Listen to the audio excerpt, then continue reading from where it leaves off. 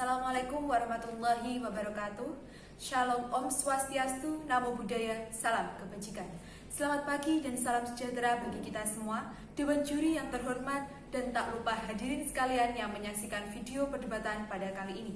Perkenalkan, nama saya Meiliana Alfima Dewi dari SMA Negeri 1 Tahunan Kabupaten Jepara, Provinsi Jawa Tengah, sebagai pembicara pertama dari tim pemerintah. Sebelum itu, pada perdebatan kali ini kita menggunakan mosi. Di negara-negara dengan tingkat korupsi tertinggi, seleksi penerimaan mahasiswa baru hanya didasarkan pada indeks integritas sekolah dan indeks kejujuran siswa. Sebelum itu, saya akan mendefinisikan beberapa kata kunci yang sudah saya simpulkan dari mosi kita pada kali ini. Yang pertama ada korupsi, yang kedua ada indeks integritas, dan yang ketiga ada indeks kejujuran. Korupsi berdasarkan Kamus Besar Bahasa Indonesia adalah penyelewengan atau penyalahgunaan uang negara, perusahaan, dan sebagainya untuk keuntungan pribadi atau orang lain. Sedangkan indeks integritas adalah hasil penilaian yang dilakukan oleh Kementerian Pendidikan dan Kebudayaan terhadap pelaksanaan ujian nasional setiap sekolah di Indonesia. Dan yang terakhir, indeks kejujuran adalah hasil penilaian yang dilakukan oleh Kementerian Pendidikan dan Kebudayaan terkait sikap kejujuran setiap sekolah di Indonesia. Sebelum itu, saya akan memaparkan beberapa latar belakang mengenai mosi kita pada kali ini. Seperti yang kita ketahui, sekarang ini kita berada di era globalisasi, di mana persaingan antara generasi muda semakin meningkat. Oleh karena itu, masyarakat Indonesia, khususnya pemerintah ini harus memiliki strategi tersendiri untuk menyiapkan generasi-generasi muda agar lebih berkualitas.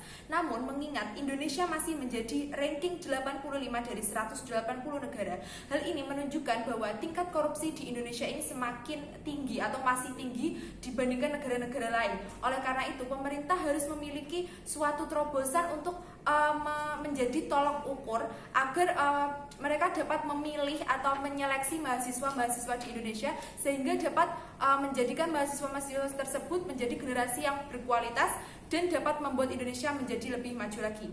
Baiklah, selanjutnya kita akan masuk ke beberapa argumen saya. Yang pertama ada korupsi, erat kaitannya dengan ketidakjujuran. Yang kedua ada jika hanya mengandalkan nilai bagus bisa direkayasa oleh guru dan sekolah. Dan yang ketiga adalah kita akan menghadapi bonus demografi pada tahun 2030 sampai tahun 2040. Baiklah, kita akan masuk ke argumen yang pertama. Kita ketahui bahwasanya korupsi ini sangat erat kaitannya dengan ketidakjujuran. Hal ini juga diungkapkan oleh sosiologi Musni Umar dilansir dari republika.co.id mengatakan bahwasanya banyaknya kecurangan atau ketidakjujuran yang terjadi saat ujian nasional berkaitan langsung dengan perilaku korupsi di kemudian hari. Hal ini dikarenakan korupsi merupakan cerminan ketidakjujuran yang apabila kita sudah melakukannya dari sejak dini, maka itu berarti kita sudah memupuk ketidakjujuran yang akan berakibat korupsi di kemudian hari. Selanjutnya, ketidakjujuran ini menunjukkan sudah hilangnya fondasi dalam kehidupan bermasyarakat. Dilansir dari cnnindonesia.com, menurut Organisasi Transparency International merilis Indeks Persepsi Korupsi atau IPK mengatakan bahwa indeks persepsi korupsi di Indonesia ini ada di skor 40 dan ranking 85 dari 180 negara. Hal ini menunjukkan peningkatan dari tahun sebelumnya. Namun, angka ini masih menunjukkan bahwa tingkat korupsi di Indonesia ini masih cukup tinggi. Terkait intervalnya 0 sangat korup dan 100 sangat bersih. Dan Indonesia berada di tingkat 40. Berarti Indonesia belum mencapai rata-rata untuk negara yang cukup bersih dari korupsi. Sehingga nilai atau indeks integritas dan indeks kejujuran ini merupakan suatu hal yang dianggap baik untuk menyeleksi mahasiswa-mahasiswa di Indonesia agar mereka dapat meningkatkan kembali integritas dan juga kejujuran dari siswa-siswa tersebut.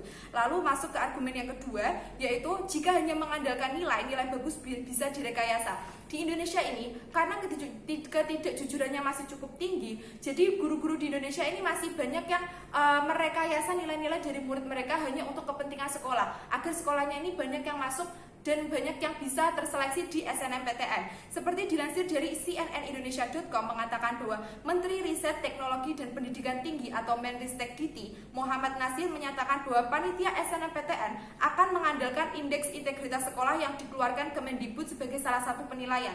Hal ini dikarenakan nilai rapot sering direkayasa oleh masing-masing guru. Bahkan masing-masing guru ini sudah merekayasa dari awal kelas 10 dan sampai kelas 12 nanti mereka direkayasa sehingga nilainya dapat bagus. Padahal kita ketahui bahwa ini berarti guru-guru tersebut telah menerapkan ketidakjujuran kepada siswa-siswa agar mereka dapat masuk ke sekolah atau masuk ke perguruan tinggi negeri.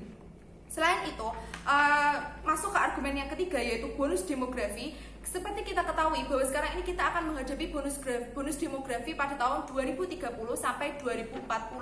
Nah, apa sih itu bonus demografi? Bonus demografi di Indonesia ini akan terjadi pada tahun 2030 sampai 2030 karena usia produktif atau usia 15 sampai 64 tahun akan lebih besar daripada usia tidak produktif, yaitu usia di bawah 15 tahun dan usia di atas 64 tahun.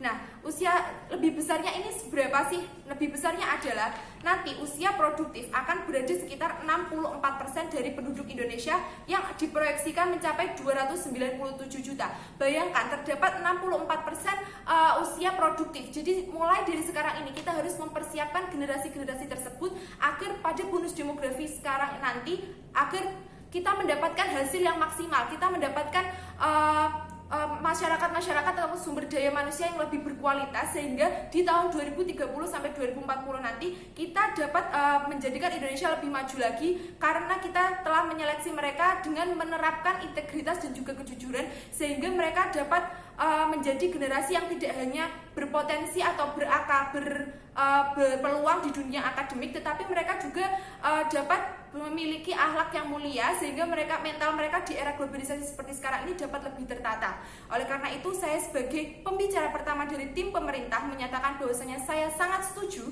dengan mosi kita pada kali ini, yaitu di negara-negara dengan tingkat korupsi tinggi, seleksi penerimaan mahasiswa baru harus didasarkan pada indeks integritas sekolah dan indeks kejujuran siswa. Seperti yang sudah saya sebutkan tadi, bahwa tingkat korupsi di Indonesia ini masih sangat tinggi dan ketidakjujuran dan korupsi ini erat kaitannya sehingga indeks integritas dan indeks kejujuran merupakan salah satu langkah yang tepat untuk mengatasi atau untuk sebagai peluang untuk mereka menyeleksi mahasiswa-mahasiswa lagi agar mereka dapat mendapatkan generasi yang lebih berkualitas. Sekian, terima kasih. Wassalamualaikum warahmatullahi wabarakatuh.